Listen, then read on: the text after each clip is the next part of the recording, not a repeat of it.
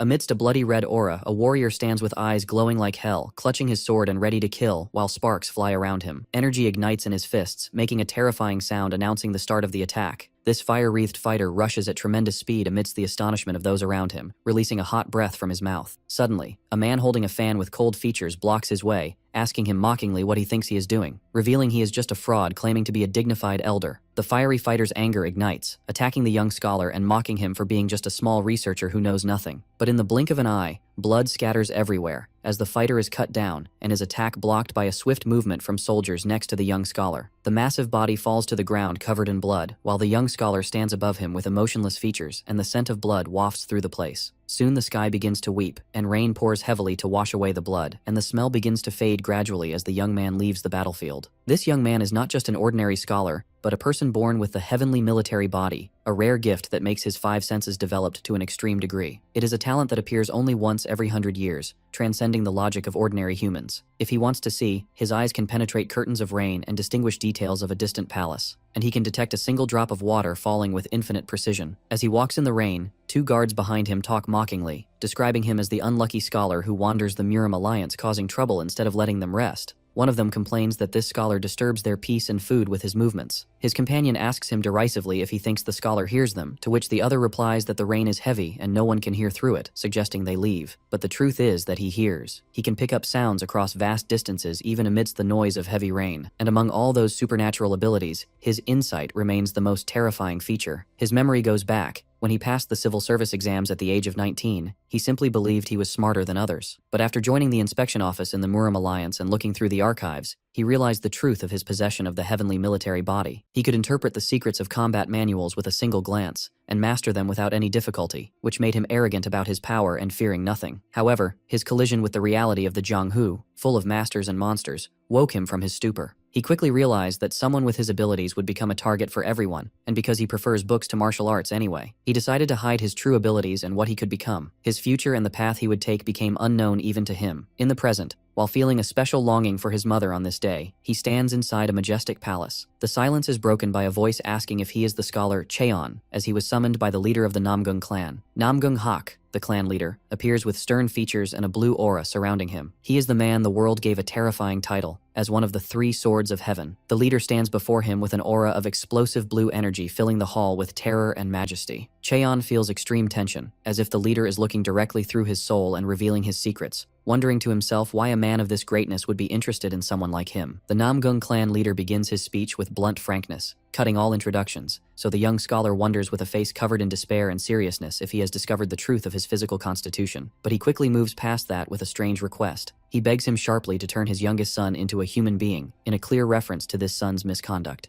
Cheon is surprised by this direct request, trying to say that he has already investigated the matter. The leader interrupts him, explaining that he heard about the depth of his insight and his learning from the inspection commander, and how he previously managed to rehabilitate one of the famous troublemakers in the Alliance. Cheon tries to explain that what happened with young master Peng Soun was just a misunderstanding, but the leader ignores the justification and moves immediately to Cheon's weak point, revealing his knowledge that he abandoned the path of the imperial palace to collect money to treat his mother. The leader throws his tempting offer, "Come with me, and I will treat your mother's illness." Cheon's features change to seriousness and sadness at the mention of his sick mother, realizing that her illness is not a simple matter that is easy to treat. The leader continues his offer with confidence, asking him to bring her to the clan so the divine physician can treat her personally. Shock hits Cheon upon hearing the name divine physician and the presence of a person of this status here, while the leader smiles smartly. The leader sets his only condition, to make his youngest son act like a proper human. In return, he pledges to send Cheon anywhere he desires after completing the mission, whether it is the Hanlim Academy or the Imperial Palace. Calculations run quickly in Cheon's head, a successful career and a cure for his mother by the best doctor.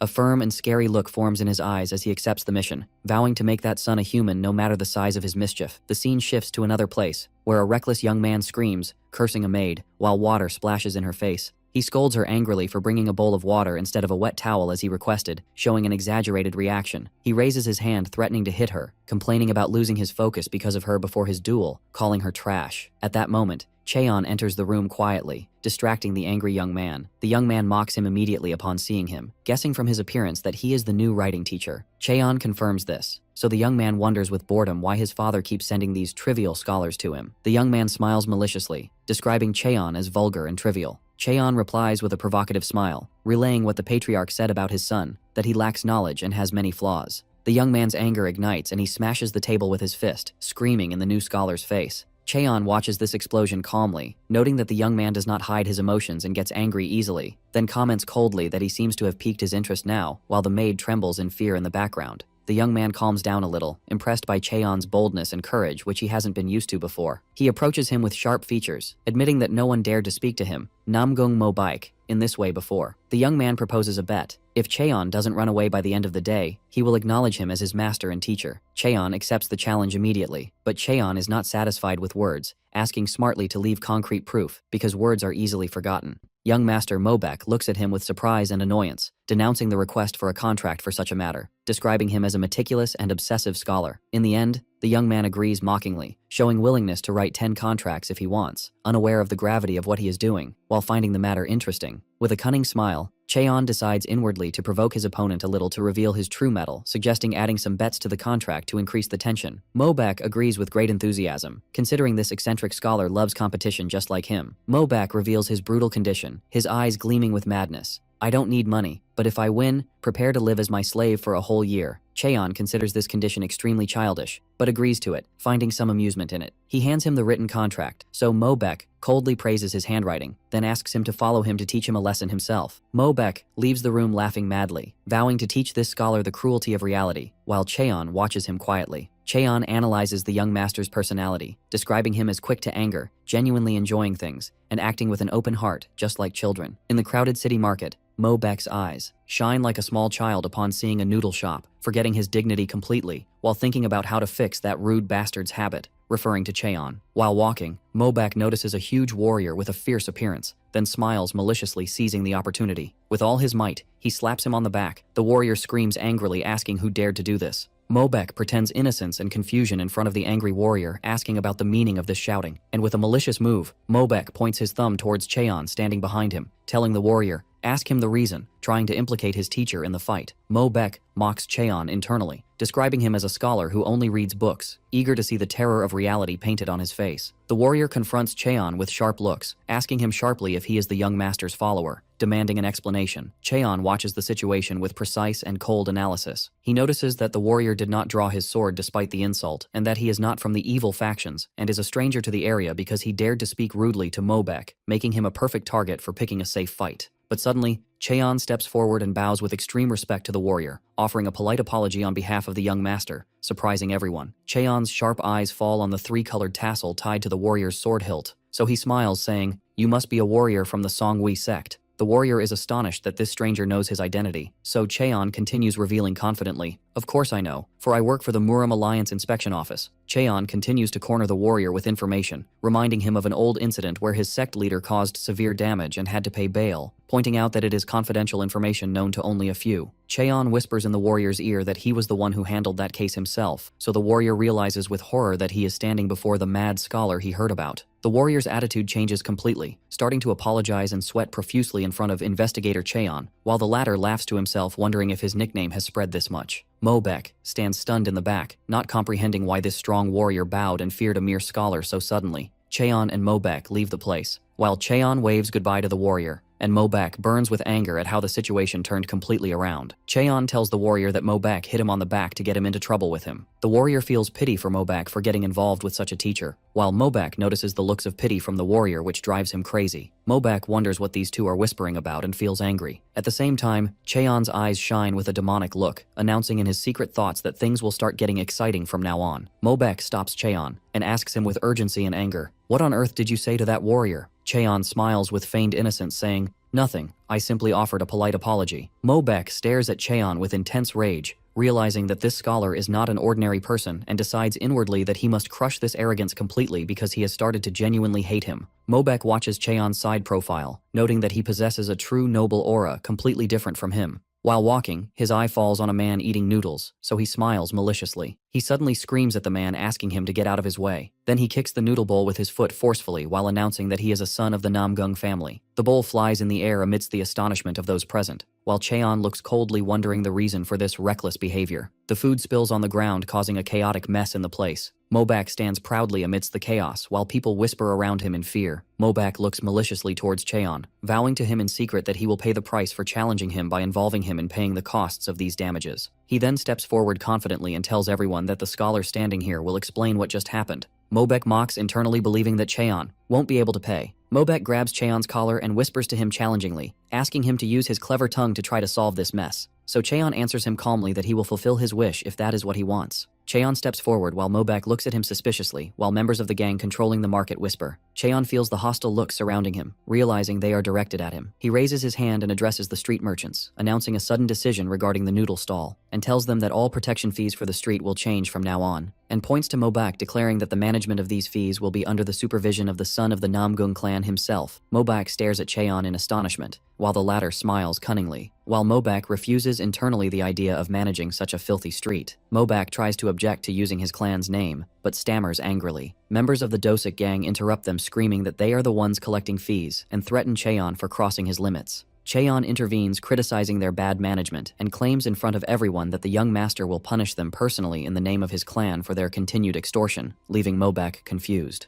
Cheon exploits the situation and whispers to Mobak, provoking him by asking if he is afraid of the Dosik gang. So Mobak falls into the trap and confirms with a loud scream that he can do the job better than them, so Cheon catches the word and makes the audience witness it. Then Cheon announces that protection fees are set at 1 copper piece per month. Joy spreads over the merchants' faces, while one of them says that kicking the stall was a genius move to prove his power to the Dosik gang. People cheer with enthusiasm and thanks to young master Namgung Mobak and bow before him. He feels overwhelming euphoria and wonders in astonishment if they are really thanking him, describing him as a hero. A merchant lights up with joy, while Mobak's name resounds in the area. Mobak raises his hand, greeting the crowds, admitting that the feeling of chanting his name is absolutely wonderful. Cheon watches the scene with a smile, deducing that most troublemakers in the alliance suffer from a lack of attention, and realizes that a little love and attention is the healing cure for them, which clearly shows in Mobak's happiness now. On the upper floor of a building overlooking the street, 2 ladies watch the scene below with interest, where one of them wonders if her companion knows that scholar walking with the young master. The companion answers that it is the first time she sees him in this street, guessing he is a new scholar hired by the Namgung clan. The silver-haired lady notices that the scholar seems to be about the same age as the brat, Namgung Mobak, yet he deals with him with skill and complete control, despite being just a scholar who doesn't seem worthy of her full attention yet. The lady concludes that if this scholar can handle the Namgung clan's headache so easily, this means he has already reached a certain level of mastery and skill, and with a cunning look, she orders her companion to investigate him, believing he might be useful for their special mission. Then she changes the course of the conversation, suddenly asking about the location of the precious thing, to which the companion answers that it is stored in the mountain stronghold, and assures her that that place is currently the safest to keep that wealth. Back at the clan headquarters, Cheon sits with provocative calm, counting silver coins very slowly, while Mobak screams in his face, demanding he tear up the slavery contract immediately after bringing the money. Cheon ignores the young master's screaming completely, continuing to count coldly, 1, 2, 3, wondering sarcastically if there is a coin missing. He continues counting at a killingly slow pace, which drives Mobak crazy, feeling ignored and insulted. Cheon reaches the number 5, while Mobak is about to explode with anger, vowing to kill him. Mobak screams, cursing the cunning scholar, while Cheon holds a silver piece, contemplating it, saying it is very heavy. A young maid enters carrying tea and smiles at Cheon, saying he is truly amazing, as it is the first time for Mobak to hand over his own money to someone else with such obedience.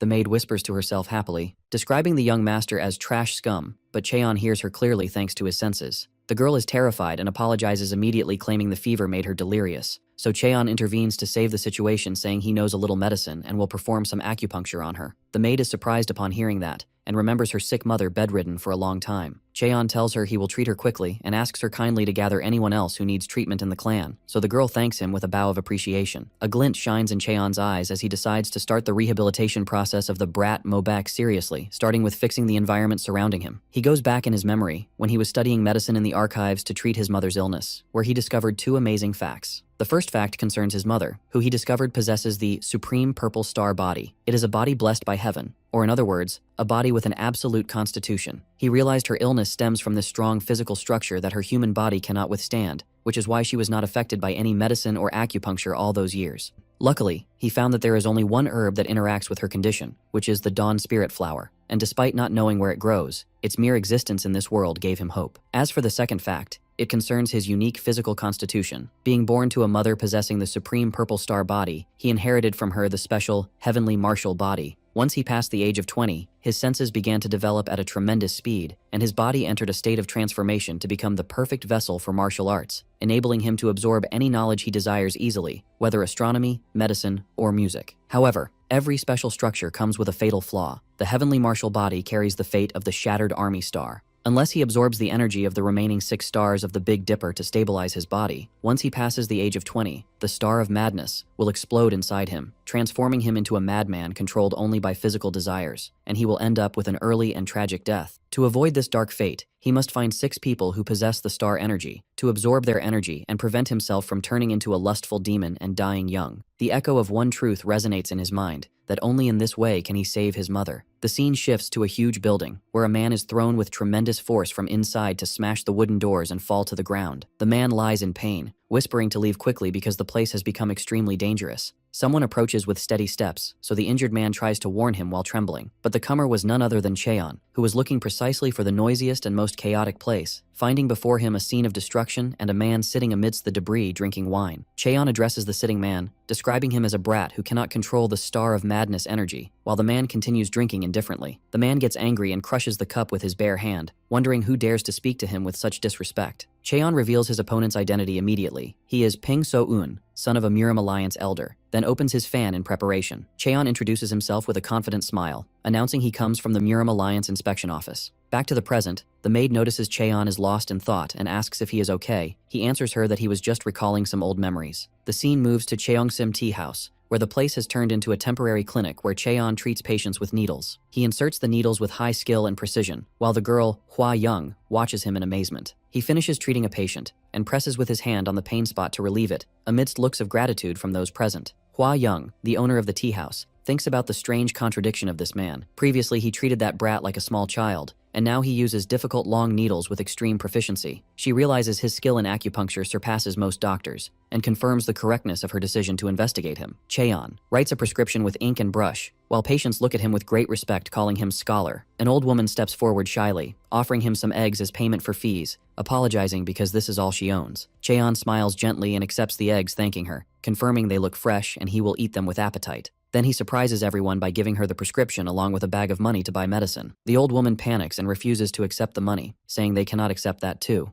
Cheon insists on his stance, claiming they are all one family serving young Master Namgung and must help each other, adding that he got unexpected money recently. Everyone thanks him with deep emotion, so he smiles at them warmly and asks them to return to their homes because it is late. After everyone leaves, Cheon performs stretching exercises for his tired body, while Hua Young bows to him respectfully. Cheon thanks her for lending him the tea house late at night. She replies that his help was great. She invites him to visit them anytime, promising to prepare an inner seat next time to avoid gossip. Cheon thanks her, noting to himself that the tea house owner is younger and more beautiful than he thought. Suddenly, a fantasy with her raids him, and he feels severe turbulence making him sweat. He clutches his chest in fear, wondering what he was just thinking about, and realizes he must find the people possessing the Big Dipper energy quickly before it's too late. Outside, Hua Young leaves the place, and the princess asks her about the progress of the investigation. Hua Young answers with a detailed report. Cheon Tai-san, born in Wuhan, his family was influential but fell and became impoverished nobles after his father's death and mother's illness. Hua Young points out that his character seems respectable, but he has many enemies because of his past. He worked in the inspection office, where he revealed and punished all kinds of corruption, and did not hesitate to bring down division leaders or even pavilion masters, earning him many merits and enmities at the same time. He was strict to the point that he toppled a Murim Alliance elder, and it is said his persistence made even ghosts follow him, giving him the title Ghost Scholar. It seems the Alliance felt a heavy burden due to his campaign against corruption, so they sent him to the Namgung clan to get rid of him. But there is something strange that raises suspicion. Rumors indicate he masters martial arts as well, and is on a level matching the rising stars in the Murim Alliance who are approaching the first-rate level. The conversation shifts suddenly to his mother as the lady asks her companion to speak without hesitation about what she discovered. Hua Young reveals that after examining Cheon's mother's condition and the medicinal ingredients he buys, she discovered the possibility of her having sun pulse severance disease. The princess's eyes shine, wondering if this is the disease she has been looking for all along. She recalls her memories, as 5 years have passed since leaving the North Sea Ice Palace, roaming the continent disguised as a doctor in search of this specific disease, realizing she has only 1 year left to live if she doesn't find it. Based on that, she decides she will examine Cheon Tai-san's mother herself to confirm. It turns out Hua Young is the third guardian of the North Sea Ice Palace, and her mistress orders her to continue watching that scholar closely. Elsewhere, Cheon walks thinking about the Big Dipper, wondering about the whereabouts of those possessing the star energy. He knows those born with this energy are destined to reveal themselves somehow. and perhaps made a name for themselves as leaders of their factions, and while deep in thought, he senses someone's presence. Mobak appears suddenly with a fake smile, calling him teacher. He takes out an old book, claiming it is inherited in his family for a long time, but no one has been able to interpret its true meaning.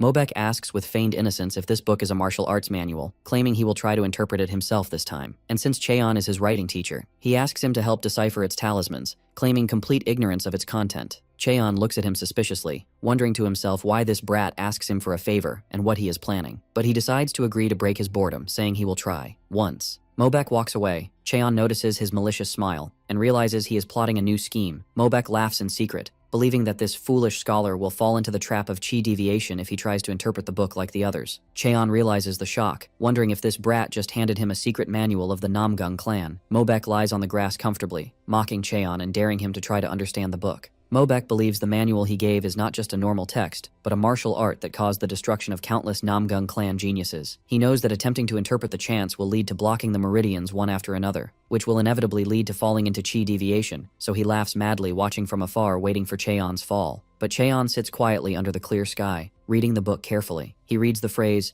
"Extreme simplicity is the same as extreme complexity, since the great Tao is formless." He repeats the phrase in his mind, absorbing the deep meaning hidden from others. Cheon realizes the book contains profound principles of a supreme martial art, making him drool with excitement instead of falling into the trap. Cheon reads the book with intense focus, realizing that hasty interpretation will inevitably lead to chi deviation, and instead of just reading the text, he decides to try absorbing the verses directly with his body. Meanwhile, the young maid enters carrying good news, telling him with overwhelming happiness that her mother's condition has improved significantly after taking the medicine he prescribed last time, adding that others who took the medicine are also impressed by his medical skills, offering him help with anything he needs as a way of repaying the favor. Cheon seizes the opportunity immediately, admitting he actually needs some help, asking her if they have a wooden sword in the dormitory. The maid finds his request strange. The scene shifts to Mobak, who screams at the maid asking him for his wooden sword for Cheon. Mobak draws his real sword threateningly, while the maid trembles in fear before him. He points his sharp blade towards her, making her scream begging for mercy. Mobak throws his real sword towards her, mocking and demanding she forget the wooden sword and use this real sword instead. And not only that, he throws a variety of other weapons, challenging him to use everything he can. The scene shifts to Cheon, who picks up the wooden sword calmly and begins executing flowing movements, muttering words, formless ripple, silent dispersion, crossing boundaries. Cheon notices the chants are mixed with esoteric Buddhist ideology, making it more complex. He realizes that to master this art, he must understand the locations and meanings of the 7 spiritual meridians mentioned in esoteric Buddhism, not the usual Taoism. Mobak laughs in secret maliciously, confident the book's complex structure will lead Cheon inevitably to chi deviation. But what Mobak ignores is that Cheon read an ancient text on esoteric Buddhism in the Murim Alliance library a long time ago, and he knows the exact location of these spiritual lines. Cheon focuses his energy, targeting the 7 original blood points, and with a quick and precise movement, he waves the wooden sword, realizing that this way he can reach the secret essence of the sword technique. He thinks there is no other person in the Murim who can do this, as he is the only one who knows Sanskrit, and continues applying the art he learned. Cheon deduces that the creator of this martial art likely wanted to use the power of these spiritual lines, but he also realizes that using standard internal energy would reduce the power and make the technique lose its value. His eyes shine with deep understanding, and he continues training vigorously. Cheon continues his training until sunset, sweat dripping from his wooden sword. He realizes attempting to pump internal energy into all 7 lines at once would cause chi deviation, even if he knew their locations. He thinks that if he explained this to the Namgung clan, he would be treated as a thief of the clan's art, and they would never be able to accept that a mere scholar managed to solve a puzzle his family failed to solve for ages. After finishing, Cheon presented a gold coin, telling her she could consider it pocket money. The maid insists helping him is her duty, but Cheon insists again, thanking her. He tells her he will go out for a while, and if anyone asks about him, he will return late in the evening. In a shop, Cheon asks about a large herb shop in the area, and is guided to the place. While walking in the street, he wonders to himself if he will find any medicinal herbs that could help treat his mother. Suddenly, a gang member spots him and screams that he found the wanted person. Gang leader Doseki appears angry, wondering if Cheon realizes the amount of money they lost because of him. Gang members surround Cheon, carrying clubs and weapons, reminding him they heard the Namgung clan would take over collecting protection fees for the Northern Road.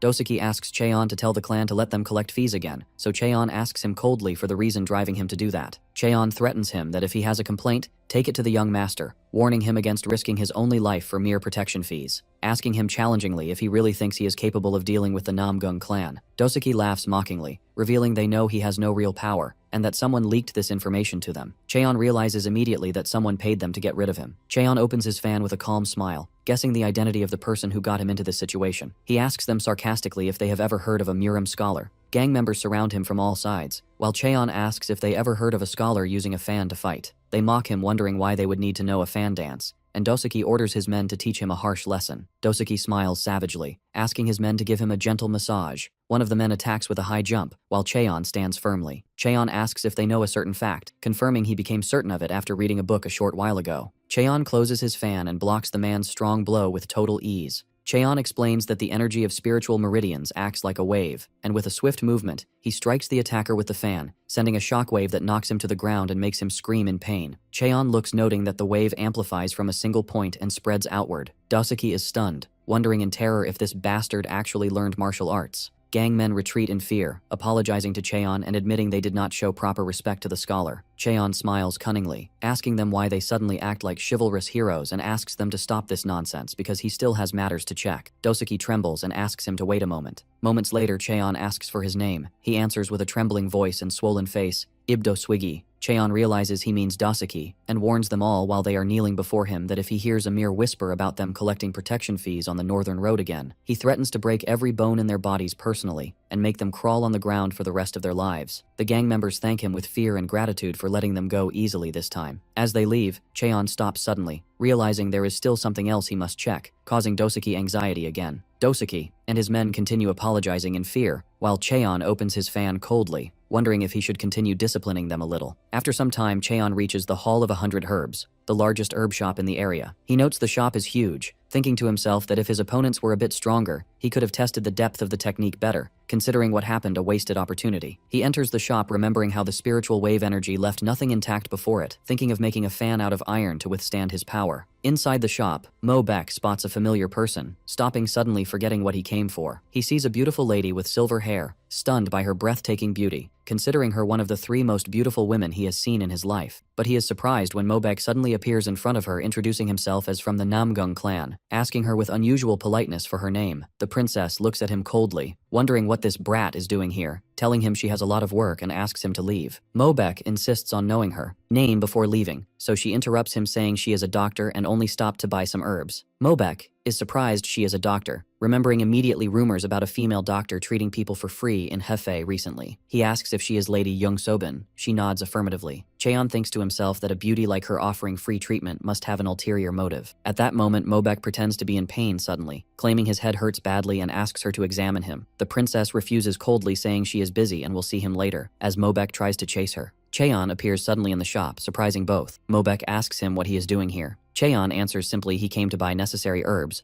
while Mobek claims he came to buy medicine for himself. Cheon glimpses the paper Mobek is holding, reading the name Sistanch Wisdom Soup, mocking in secret, wondering if this brat plans to use a potency tonic. Mobek reads what is written below the name, to improve concentration, wondering sarcastically why this brat needs something like that. Mobek tries to hide the paper quickly, while Cheon looks at him meaningfully, wondering if this kind of art is what sparks the brat's passion for study. Suddenly, Mobek realizes something and asks Cheon eagerly if he interpreted the manual he gave him, asking him seriously if he should be wandering slowly like this if he interpreted the chants, hinting he should be busy training. Cheon laughs maliciously in secret, telling him he already finished interpreting some verses, but it is extremely difficult. Mobek feels disappointed, saying he had high hopes for him as a Jinshi level scholar, but he seems disappointing. Cheon smiles in secret, realizing he finished the interpretation perfectly, but prefers to keep it a secret. Enthusiasm appears on Mobek, requesting Cheon to tell him what he interpreted. Cheon is surprised by Mobek's sudden happiness, wondering if he actually hoped for his success. Cheon asks suddenly if it is safe to talk about the interpretation in a place like this, noting that merely reciting 2 lines might not be understood by anyone. Mobek asks him to speak quickly. Cheon begins reciting the interpretation, while Mobek listens with increasing astonishment. His eyes widen in shock, disbelieving that this scholar interpreted the book with such precision. Mobek realizes Cheon is not just an ordinary scholar, but a unique genius,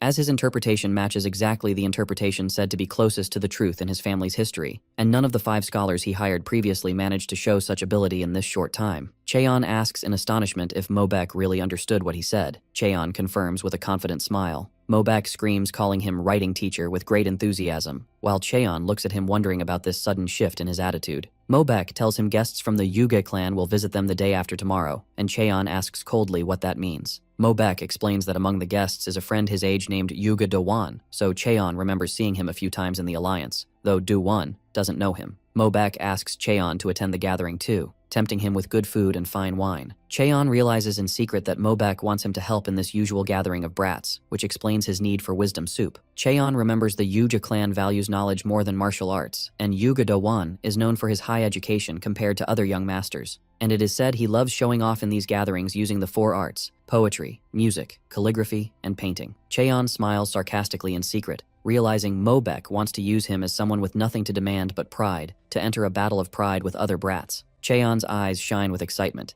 eager to see a brat being humiliated by another brat, considering it an unmissable entertainment show. Mobek asks him again about his opinion on joining, so Cheon agrees immediately. While describing in secret the battle of brats as interesting, suddenly, Cheon feels sharp pain in his chest and clutches his heart. Cheon wonders in secret if this is due to the influence of the lady he saw earlier and realizes he needs to find the 7-star energy quickly before his condition worsens. Mobek asks him rudely what he is looking at, saying if he doesn't want to go, he should say so. Cheon smiles cunningly, thinking that the more he looks at him, the more he feels energy similar to Peng Soon's energy, and decides to investigate the matter. Cheon agrees to go, but sets 2 conditions. Mobek asks him with annoyance what those 2 conditions are. Cheon requests permission to check Mobek's pulse at the wrist, so Mobek is surprised and asks the reason. Cheon explains he saw him preparing wisdom soup earlier, and this soup stimulates the mind, and if taken incorrectly might harm the brain. Mobek reminds him that internal energy entering wrongly through the wrist pulse causes internal injuries, wondering sarcastically if he asks to examine him over some soup. Cheon asks if he isn't afraid the soup will destroy his martial arts level. Mobek agrees reluctantly, extending his hand to Cheon.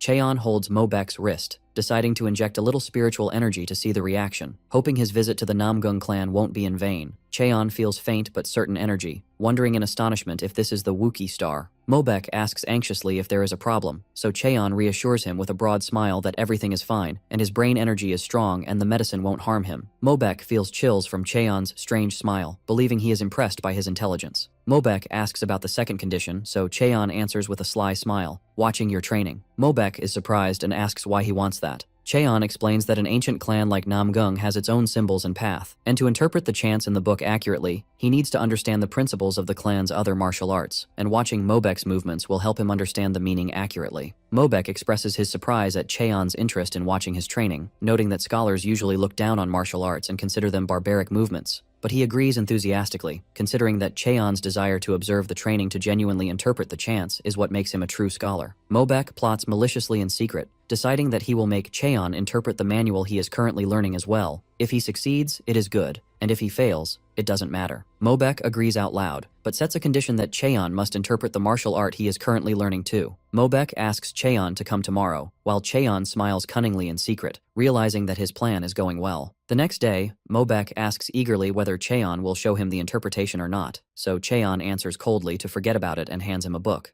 Mobek reads the book's title, Limitless Azure Sky Sword Arts, and is struck with astonishment. Cheon wonders in amazement why Mobek is showing him these secret manuals, then looks at him suspiciously, wondering if he is completely crazy. He asks him seriously how he got this book, and if it is acceptable to show a clan's secret technique to an outsider. Mobek answers simply that it is fine because he truly wants to master it. Mobek boasts of his superior talent, claiming he will master it faster than his brothers. He reassures himself that Cheon worked in the Murim Alliance and knows the laws well, so there is no need to worry about information leakage. Mobek asks Cheon to read the chants and interpret them for him arrogantly. He offers him 300 taels of silver as a fee, and Cheon reminds him to make it a banknote and not heavy coins this time. Mobek begins to display his sword skills, executing aerial moves and powerful kicks. Cheon watches the movements carefully, describing the sword art as a song towards the infinite sky, and admiring its beauty. Mobek screams loudly with every strike, which annoys Cheon and distracts his focus. He covers his ears in annoyance, complaining about the noise that prevents him from reading. He then screams in Mobek's face to shut his mouth, explaining to him that he must conserve his energy. He tells him that this sword art requires preserving breath until a single strike, and that screaming only disperses internal energy. Mobek continues training silently this time, and his movements become more fluid and focused. Mobek notices the massive difference, as he feels greater power and higher speed. Cheon smiles with satisfaction, advising him to train more seriously to manifest that energy, promising to take it with gratitude when the time comes. Mobek jumps into the air gracefully and executes a powerful landing. He continues his fast and precise movements, while tree leaves fall around him. Mobek throws his sword on the ground, disbelieving what he achieved. He admits with astonishment that he lacked the breath control to finish the first form previously, but today he completed it for the first time. He asks Cheon enthusiastically how he knew that, so Cheon thinks to himself that he only said it because he was annoying and noisy. Cheon opens the book, pointing out that the text clearly says conserve breath, and that common sense dictates that the higher the level of martial art, the less wasted breath. Mobek is shocked, confirming that he read the text dozens of times and did not notice that. Cheon holds a candle in his hand and asks Mobek about a specific verse of poetry describing the steadiness of a candle flame that does not flicker, inquiring smartly about the reason for using the candle flame analogy specifically. Mobek suddenly realizes the hidden meaning, declaring that the intention is not the steadiness of the body itself, but the control of breathing so that no breath escapes outward to disturb the flame. Mobek clutches his head in amazement, realizing that this deep interpretation is not found even in the clan's official explanations, and wonders in shock if this is truly the level of a scholar with a Jinshi degree. Mobek admits with intense admiration to Cheon's brilliance, and acknowledges that he managed to grasp the form of the movements and execute them, but he lacks knowledge of the chants that follow. He looks at his hands with regret, explaining that he can imitate the movements physically, but is unable to express the essence of the technique because he is ignorant of the meaning behind those moves. Cheon asks him disapprovingly if he really doesn't know, and challenges him to perform the movements in front of him if his understanding is incomplete, which provokes Mobek's confusion and objection. Cheon imposes his control over the situation, reminding him sternly that he is the teacher and the other is the student, wondering sarcastically how learning can take place if the teacher is the one bowing to the student, and coldly gives him the choice to drop the matter if he doesn't want to. Cheon pretends to be ready to leave, hinting that he will go see young Master Lee instead of him, which causes Mobek to panic. Cheon presses a sensitive button, pointing out that Mobek's older brother is training in a similar technique, and asks him challengingly if it is hard for him to show some respect to his teacher. As Cheon looks at Mobek's provoked features, he thinks of an exciting possibility, that young Master Namgung Mobek might be the first among the direct lineage of the clan to manage to reach the secret essence of the limitless azure sky sword arts, which causes Mobek a shock that paralyzes his thinking. Enthusiasm ignites in Mobek's eyes, and he clenches his fists tightly, screaming with enthusiasm and acceptance of the challenge, confirming that he will do it. Mobek attempts to use phrases of respect with a broken and unusual accent, so Cheon corrects his style immediately, scolding him. The scene shifts to the training grounds, where the clan leader walks with steady steps inspecting the area. The leader hears the commotion and thinks anxiously that brat might be tormenting the new scholar in the market again, resolving to scold him severely if he caused the scholar's expulsion. But he is surprised to hear Mobek's voice asking for more, and sees Cheon hitting Mobek with a stick for correction while the latter obeys. The leader watches from afar as Cheon directs his student to focus on the meaning of the chants, not just physical movement, so the leader wonders in amazement if this scholar is really teaching him martial arts. Mobek screams, answering, "Yes, master," in a loud voice, which stuns the leader to see his rebellious son, who barely respects his older brothers, speaking with extreme politeness to a simple scholar. He strokes his beard with relief, realizing that the rumors about Cheon's ability to rehabilitate troublemakers were true and that his youngest son is finally starting to turn into a proper human. The leader decides he must reward Scholar Cheon generously, but at that moment Cheon shouts the words, "Azure Sky." Cheon continues his explanation to Mobek, asking him to watch closely and focus on the fact that the name of the technique itself contains the word sky. The leader's features change to horror and shock, wondering if the scholar has just revealed the clan's secret technique. The leader's anger ignites, believing his son has divulged clan secrets to a stranger, and decides to intervene immediately to arrest both of them. But before he moves, he hears Cheon asking Mobek to think carefully, explaining that if he removes the unnecessary branches from the chants, the matter ultimately boils down to one truth. The leader stops in his tracks upon hearing Cheon reciting the chants deeply. Mountains stand tall, yet they remain under the heavens, and waters flow deep, yet they run over the earth. The words echo with images of breathtaking nature, showing the majesty of mountains and the depth of water in perfect harmony. Mobek sits in a meditative posture, closing his eyes and recalling his teacher's words about the relationship of mountains to the sky and water to the earth. He dives into his imagination, realizing that no matter how high the mountain, it exists under the sky, and no matter how deep the water. Mobek opens his eyes in his inner vision, finding himself immersed in clear blue water from which a bright light radiates, having reached a state of deep comprehension. Cheon watches his student with a sly smile, realizing that Mobek found the required mental image in moments, and certain that he possesses truly rare martial talent. Behind them, the clan leader watches the situation from a distance. Drops of sweat begin to pour from Mobek's face, and his eyes shine with a strange green flash as he mutters to himself that he is starting to understand a little, as if the path has finally become clear before him. He rises suddenly with a fluid movement, waving his sword in a wide circular motion, deducing that there is nothing greater than the sky, and that the sky is what embraces all things. He raises his sword high towards the horizon, realizing that this is the essence of the azure sky, while Cheon asks him as he closes the book if the vision has started to become clear to him now. Mobek steadies his sword, pointing it directly towards the sky, and screams that the azure sky extends endlessly limitlessly and expands without limits, and this is the true meaning of the word limitless. Massive energy ignites in his eyes and on the blade of his sword, and he prepares to launch a powerful strike. Mobek strikes the air with destructive force, sending a wave of energy that splits the sky, and he explodes, laughing madly with overwhelming happiness at his success in executing the technique, screaming that this feeling is truly wonderful. He turns towards his teacher with intense enthusiasm, his eyes shining, asking him for more guidance and what he should do next. Cheon smiles calmly and explains to him with a philosophical example that a bird soaring in the sky does not follow a specific method to flap its wings, but flies freely. And he continues advising him that if he wants to fly freely, he only has to spread his wings wide towards the sky, explaining that the limitless azure sky sword arts are only mastered by those who can truly liberate themselves. Cheon approaches him with a meaningful smile, reminding him that he lived his whole life as a rebellious and unrestrained brat, and therefore he knows the feeling of freedom more than anyone else.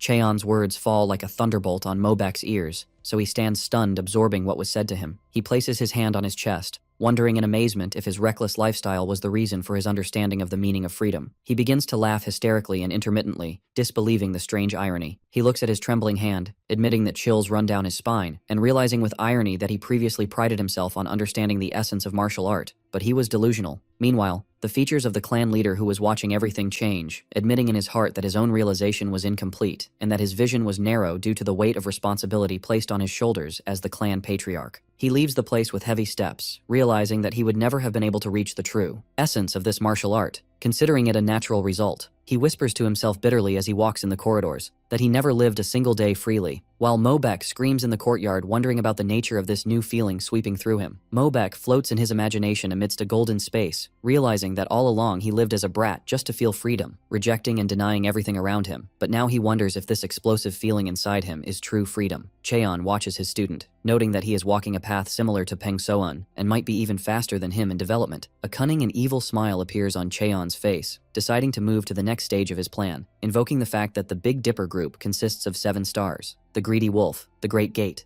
the Literary Star, the Chaste Star, the Prosperity Star, and identifies Mobek as the Martial Star. He remembers the truth of his body, as those born with the heavenly martial body are born with the fate of the Shattered Army Star, destined to destroy themselves and face death. And to survive this dark fate, Cheon realizes he must absorb the energy of the other stars, just as he obtained the Prosperity Star energy from Peng So-eun previously. Cheon returns to his residence at sunset, and suddenly his features change to anxiety, realizing that something bad has happened. He holds his head nervously, certain that the clan leader listened to the conversation that took place between him and Mobek, as his sharp senses picked up the leader's distinctive scent on the way. Cheon realizes the gravity of the situation. For an outsider, seeing a clan's secret manual is a matter that leads directly to death, and expects the leader to summon him at any moment. Indeed, the maid opens the door suddenly, telling him that the patriarch requests an urgent meal with him, so Cheon agrees with apparent calm. The maid leaves to tell him she will wait for him, but she wonders in confusion how he knew about the matter before she told him, and why his features look so dark and scary. Cheon enters the room where the luxurious dinner table is, finding clan leader Nam Gung Hak waiting for him. The leader introduces his wife sitting beside him, so Cheon bows with extreme politeness, expressing his honor to meet the lady of the house. The wife looks at her husband with a playful, reproachful look, asking him why he lied to her. She smiles gently as she explains that her husband didn't tell her that scholar Cheon is extremely handsome, noting that it has been a long time since she saw a man this handsome. The leader rectifies the situation, trying to soften the atmosphere, and apologizes to Cheon for summoning him late in the evening. Cheon replies humbly that the invitation is an honor, so the lady points out that she heard about his wide fame even inside the Murim Alliance, so Cheon admits he gained some reputation indeed.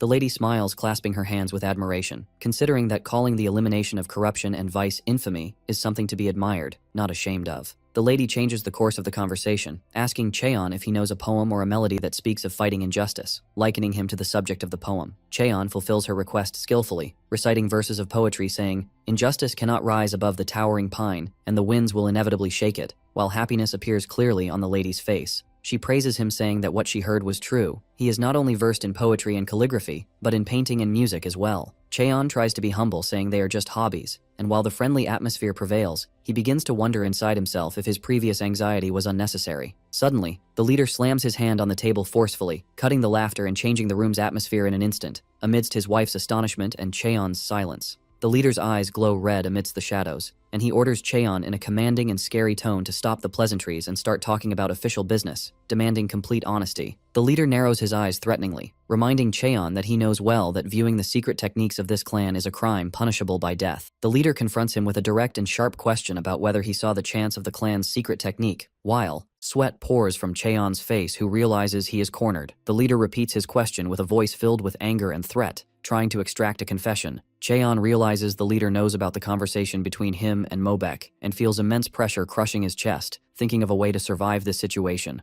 Cheon decides with quick wit to direct his speech and appeal towards Lady Mobek's mother instead of the leader, realizing her son is her weak point that he must exploit. Cheon admits quietly, saying yes, justifying it as being at the request of the young master himself, but the leader mocks him coldly, asking if that is his only excuse. Cheon begins explaining his position, clarifying that when Mobek offered him the Azure Sky Sword arts, he saw something deep in his desperate eyes, and felt obliged to know this art immediately. Cheon claims smartly that he realized this martial art is the only thing capable of correcting the reckless young master's behavior and fixing his incomplete foundation. The leader questions his words, denouncing the idea of using a secret technique merely to fix the behavior of a brat. But Cheon quotes an ancient wisdom saying, "Remove one evil, 10 virtues grow," pointing out that this saying applies perfectly to the young master's current state. And while the leader tries to object, considering them mere excuses to view secrets, Cheon interrupts him, confirming it is not limited to that only, but relates to what lies inside the young master. Cheon announces confidently that he saw the hero's temperament inside Mobayek, confirming that if only his mischievous nature were eliminated, he possesses the potential to become a great hero whose name shakes the world and might even surpass the genius Peng So-eun. The mother gasps in shock and amazement, disbelieving that her mischievous youngest son is being compared to a genius like So-eun. The leader looks at Cheon seriously, demanding him to be honest, and asks if Mobek is in reality just a person of average abilities born with acceptable talent and a martial body only. Cheon paints a moving rhetorical picture, explaining that the young master possesses a free spirit, but because he couldn't spread his wings like a bird, he felt trapped in a cage like a chicken or a duck, and his reckless actions were nothing but an attempt to break his feeling of self-loathing. The mother is deeply affected and covers her mouth weeping, pained by the idea that her son felt all this all along, while the leader considers the story a great exaggeration. But the mother screams at her husband, interrupting him, confirming that Cheon is right,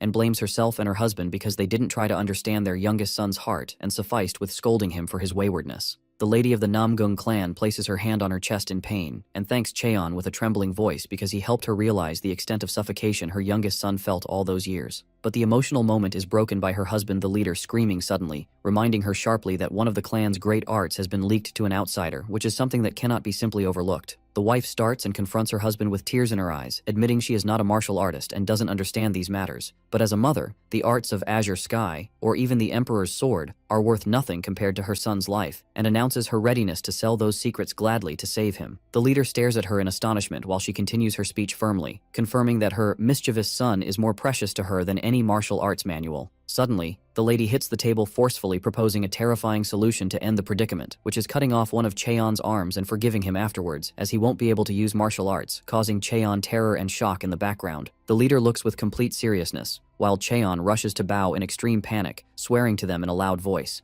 Cheon screams pleadingly, promising that if he leaks Namgung clan arts to anyone else, he accepts having both his arms cut off without hesitation, and adds with desperate determination that even if his head is cut off, he won't hold any grudge. So the leader looks at him with a piercing gaze and decides to give him a last chance to prove his loyalty. The leader reveals that a delegation from the Huge clan will visit them tomorrow and expects they will request a friendly duel aiming to humiliate his youngest son as usual. The leader evokes a painful image of his son defeated under his opponent's feet, pointing out that his son couldn't win against him even once. Sweat pours from Cheon's face as he asks anxiously if the meaning is the necessity of ensuring young Master Mobek's victory in tomorrow's duel. The leader confirms this with a confident smile, promising him that if he succeeds, he will appoint him to a position giving him the official right to view the clan's secret techniques. Cheon's eyes widen in surprise, but the leader completes his terrifying condition, that in case of failure, Cheon will have to offer his head as the price for that. The leader points with his thumb towards his neck, confirming that a man of Cheon's intelligence knows exactly what this agreement means. Cheon falls silent for a moment, analyzing the situation quickly, and realizes the patriarch's intention is clear. He wishes to keep him by his side in the clan, but imposing this harsh test on him is merely a means to find a strong and convincing justification before the elders and council of the Namgung clan to hire him. The leader winks, saying he won't speak further, and challenges him that if he is truly capable of giving wings to his youngest son, the boy will be able to fly freely. Cheon clasps his fists and bows deeply and respectfully before the leader, accepting the challenge and the impossible mission. The couple leaves the hall, and the wife apologizes to her husband for her impulsive talk earlier regarding cutting the arm, so the leader reassures her that he understands her heart and fear for their youngest son. The wife smiles and asks him slyly if he intended to hire Cheon from the beginning, and if he knows the real reason for his coming to the clan, so the leader smiles, embracing her. The leader explains to his wife that this man faced the Murim Alliance elders and put his life on the line, and withstood all kinds of threats as a simple member of the inspection office, wondering why a man with this martial spirit would leak their clan secrets, and adds with admiration that Cheon is the person who turned Ping So-eun, who was known as Scum, into a real human, to the point that the Ping clan itself considers him their benefactor. The wife expresses her overwhelming happiness that her husband brought someone like this specifically for their son, Mobak. The next morning, the sun rises on the majestic Namgung clan courtyards, where a state of anticipation prevails. The Yuga clan delegation arrives, and their leader wonders arrogantly why Mobak hasn't appeared to receive them. Yuja Do-won appears with a malicious smile and evil looks, expressing his desire to play with the young master very soon. Meanwhile, in the back training courtyard, Cheon screams in Mobak's face while the latter waves his sword, demanding him to think deeply about the meaning and not just movements, ordering him to repeat again and again. Mobak screams, agreeing while sweating, and continues training with strenuous effort, while the courtyard door opens slowly. A stranger in yellow clothes enters, mocking the lowness of the Namgung clan gate. The visitor turns with a provocative smile and a face full of cunning, addressing Mobak with the title Little Brother, and surprised by his presence there. The man in yellow continues to smile sarcastically, calling Mobak Little Brother in a provocative tone, while Mobak looks at him with clear annoyance, asking him coldly if he finally arrived. Yug asks him mockingly if he is training in preparation for their upcoming duel, pointing out with a sly smile that Mobak doesn't seem happy to see him despite the long time since their last meeting. Yug expresses his overwhelming happiness, claiming he is almost dying of joy at the thought of facing Mobak again, exploiting the clear height difference between them to look down on him. Cheon notes in his heart that Yuga looks bigger than he was when he saw him at the Alliance, wondering secretly if he grew taller, describing him as an interesting brat. Yuga continues his provocation publicly, placing his hand on Mobak's head as if petting a small child, asking sarcastically if he shrunk a little or if he is the one who grew taller, describing him as having become cuter than before. Mobak pushes his hand away with intense anger, asking him sharply if he traveled all this distance just to brag about his height, so the other pretends innocence and surprise. Yuge laughs mockingly, leaning his body slightly, confirming he has plenty to brag about other than height, listing his skills in martial arts, science, and music, mocking the idea that his bragging is limited to something simple like size. Yuge notices that Mobak has become more arrogant and bold than before, so he turns suddenly towards Cheon standing in the back, wondering suspiciously if this new scholar is the reason for this change. Yuge screams in Cheon's face with anger and emotion, criticizing him for not greeting and sufficing with fanning himself with his fan arrogantly, demanding him loudly to reveal his name immediately. Cheon points to himself with complete calm, answering he is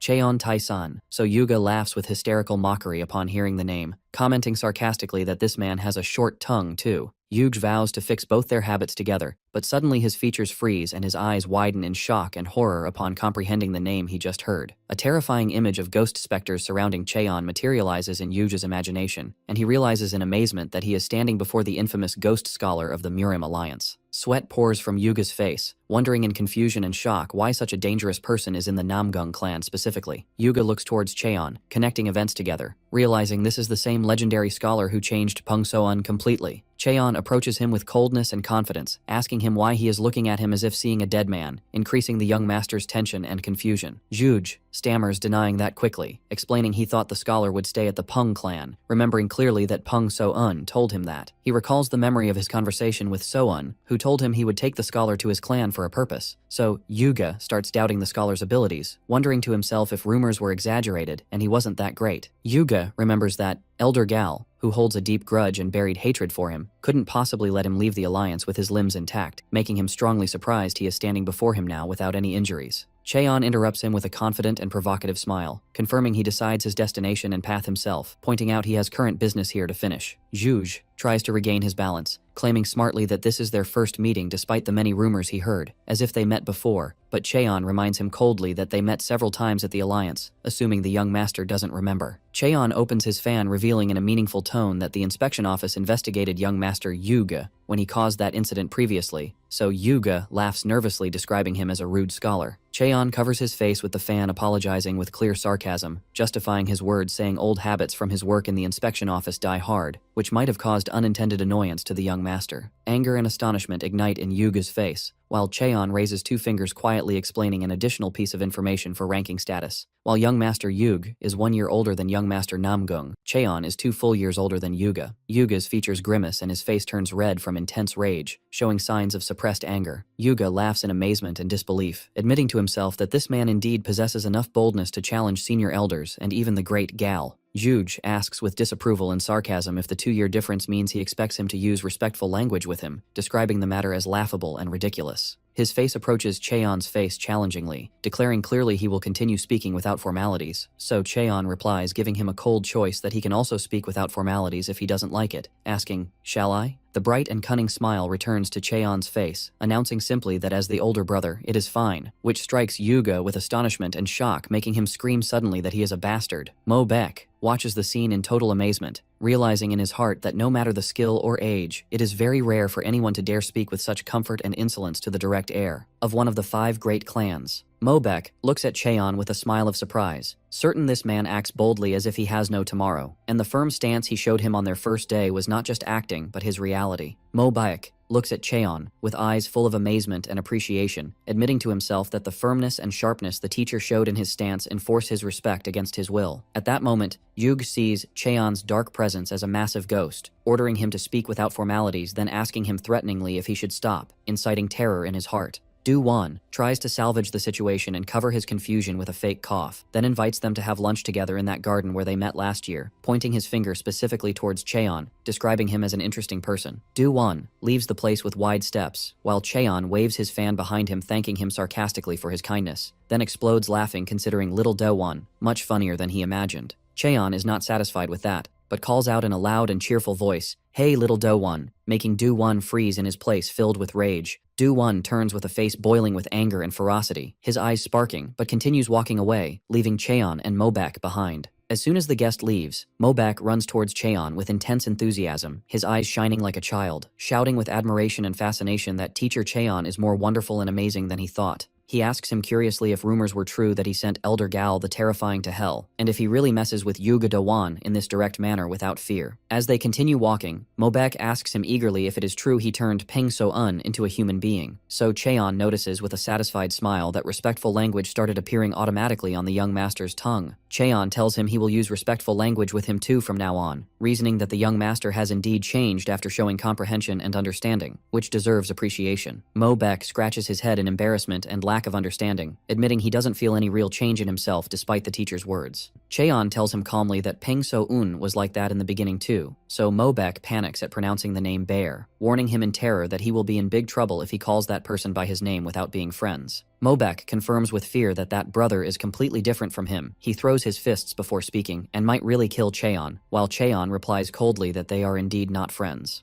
Cheon smiles slyly, explaining that So-eun is the one who calls him Big Brother, so Mobek looks at him with a blank stare, believing the teacher is telling silly jokes like someone passing words about stray dogs. Cheon remains silent with a confident smile, allowing doubt to seep into Mobek's heart, who asks him in amazement and shock if he is serious. The scene moves to a picturesque garden with charming nature, where the two walk and Cheon asks if this is the Garden of Subduing Demons. Mobek confirms the name and begins narrating the historical story, explaining that 50 years ago a major incident occurred where the demonic cult revolted in the Murim, adding that Namgung clan ancestors who mastered the clan's secret essence performed well at the army's vanguard, but the price was tragic as most lost their lives in that bloody battle. In a sad tone, Mobek explains that this tragedy is the main reason limitless azure sky sword arts were not fully passed to subsequent generations due to the death of those who mastered them, continuing that they maintain this place to ensure the ancestors' grudge and solid will are not forgotten over time. Cheon understands the deep importance of the place, but they hear music playing from inside, so Cheon realizes the place has great meaning, but is now violated. Mobek's anger ignites, realizing Do-won summoned female musicians and courtesans to the sacred Garden of Subduing Demons this year, considering it an unforgivable insult. Do-won notices their arrival while lounging relaxedly, welcoming them coldly as if owning the place, while Mobek trembles with rage at the audacity of summoning courtesans to such a sacred place. Du-won laughs mockingly, explaining that even he, as a direct descendant of the Yuja clan, cannot summon courtesans easily in his home, but here they offer them to a stranger like him quite easily. Du-won describes the Namgung clan as overly generous while the courtesan plays the pipa, and at that moment, Mobek is about to explode and intervene, but Cheon's hand stops him with a calm touch, asking him not to get emotional. Cheon tells him with a sharp and confident look that he will handle the matter himself, asking the young master only to sit and enjoy what will happen. Cheon enters with a broad and provocative smile, calling Little Do-won again, asking him if he is enjoying playing, provoking Du-won's ire, who glares at him fiercely. Du-won invites them inside coldly, so Cheon responds, dragging the hesitant Mobek with him inside. Mobek starts speaking with a shout, but Do-won stands up angrily, grabbing the pipa, snatching it from the player, saying with boredom, "Don't make me laugh." Do-won stands in the center of the hall holding the musical instrument himself, announcing that being alone was boring, so he requested a performance. Then he begins touching the strings masterfully.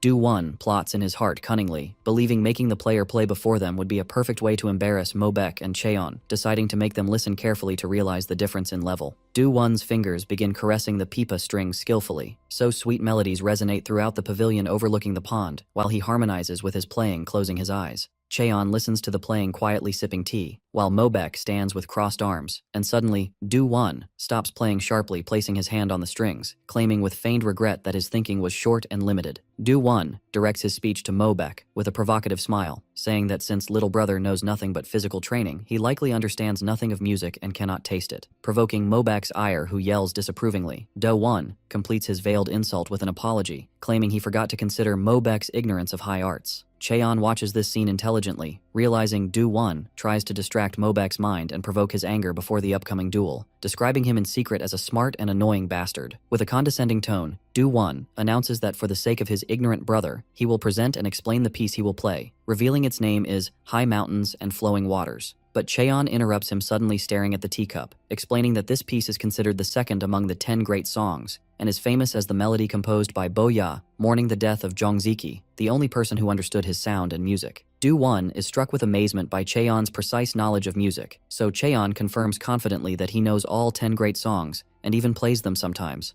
Suddenly, noise pervades outside the pavilion, and Du-won turns towards the door, announcing the timing is perfect because the guest has arrived. Amidst Mobek and Cheon's confusion, Du-won reveals he summoned some people, wondering disapprovingly how there could be no audience listening to such refined playing, while people gather outside. With a malicious smile, Du-won announces inviting a very special guest, the greatest courtesan in Hefei City. The attendees recognize the coming lady immediately, cheering the name Cheong-yu from Heavenly Pleasure Pavilion, wondering in amazement the reason bringing a lady known as the greatest in playing the zither and pipa to this place. Cheong-yu appears with a splendid look and luxurious clothes, surrounded by an aura of beauty and flowers, followed by an assistant carrying her musical instrument. Everyone is dazzled by her breathtaking beauty. Even Mobek blushes with shyness and admiration, while crowds whisper that her beauty matches her artistic skill. Cheon looks at Du-won with disdain, describing him as a hateful bastard, realizing he is showing off his authority and influence by being able to invite a figure of Cheong-yu's weight. Cheon deduces Du-won wants a large crowd to witness the event, and wants Cheong-yu to evaluate his playing and his opponent's playing in front of everyone, and as Du-won welcomes the lady, Cheon describes him in secret as a mischievous child with exposed intentions. Du-won turns towards them with a confident smile, announcing the start of evaluating their musical voices, and with a demonic challenging look, confirming he truly looks forward to showing his skills. Meanwhile, the two clan leaders walk in the garden, where one points out that the young masters are holding a friendly duel again this year. The Yuga clan leader asks coldly if the result is clear and predetermined as usual, but the Namgung clan leader laughs lightly, confirming this year will be different, arousing Yuga's curiosity, asking why and if his son Mobek achieved some kind of enlightenment. The Namgung leader answers sarcastically, stroking his beard, saying, "Enlightenment," then adds mockingly that Mobek finally started using his head a little, which doesn't seem completely convincing to the Yuga leader. The Yuga leader continues speaking seriously, proposing that since this duel represents their clans, how about betting escort agency shipping rights based on the result? The Namgung leader realizes this cunning old snake tries to settle the agency dispute through a simple duel, but finds the matter amusing. The Yuge leader smiles cunningly and confidently, while the Namgung leader's features change to seriousness and awe. Back inside, Cheong-yu bows politely, thanking their invitation, and Do-won, holding his musical instrument, announces preparations are complete. The place is packed with audience, and Do-won announces the greatest musician in Anhui has arrived to witness the event. Do-won directs his speech to Cheong-yu, asking her to handle the evaluation task, then turns to Cheon, asking him if they will go out to start the duel, inquiring sarcastically if he feels nervous. Cheon laughs, denying feeling nervous and confirming he is excited to play a little, then surprises Do-won with a bold proposal. Since we are competing, why not play the same song? Silence and astonishment prevail, and Do-won stands frozen, staring at Cheon, disbelieving this proposal that places technical skill in direct confrontation without any room for manipulation. Do-won agrees to the joint playing proposal with an arrogant smile, but imposes his condition to choose the song as the initiator. He chooses the piece White Snow in Early Spring, with a challenging look, believing it will incapacitate him, but Cheon replies with provocative calm that this piece is basic and he played it a few times before, making Do-won mock in his heart this scholar's fake confidence. Do-won sees White Snow as not a piece that can be mastered in a few attempts, asserting Cheon exaggerates in bragging and lying. Do-won's eyes shine with a scary look, vowing inside he will crush this scholar so hard he won't dare show insolence again. Do-won's fingers begin moving on the pipa strings forcefully, announcing the start of playing with sharp tones. Chong-yu and her blind companion notice immediately a tangible change in airflow inside the hall as soon as playing started. The blind companion whispers that despite losing sight, she can imagine every note falling clearly and heavily like real snowflakes. The melody resonates throughout, arousing the admiration and amazement of attendees watching the scene with fascination. Meanwhile, the two clan leaders arrive at the courtyard, noticing the gathering and music, wondering if the youth are fighting with musical instruments this year. The huge clan leader smiles maliciously, considering his son Do-won is using music as a smart trick to suppress his opponent's spirit before the physical duel, describing him as a smart child. The huge leader turns to the Namgung leader, asking him in surprise if his son Mobek is good at music too, since he never saw him hold an instrument before. The Namgung leader watches the scene from afar, answering that the player is not his son, but it seems his writing teacher is taking his place in this confrontation. Music fills the place, amidst the huge leader's surprise at this teacher's identity. Do-won continues playing proudly, convinced his performance already reached the level of great masters. He glances contemptuously towards Cheon, mocking inwardly that someone who can barely imitate tones dares pretend before him. His playing intensity increases, addressing Cheon in secret, challenging him to play and humiliate himself before this large audience, considering playing before people not an easy matter. His fingers move with insane speed and high precision on the strings. The fast playing turns into something like a violent blizzard hitting the place,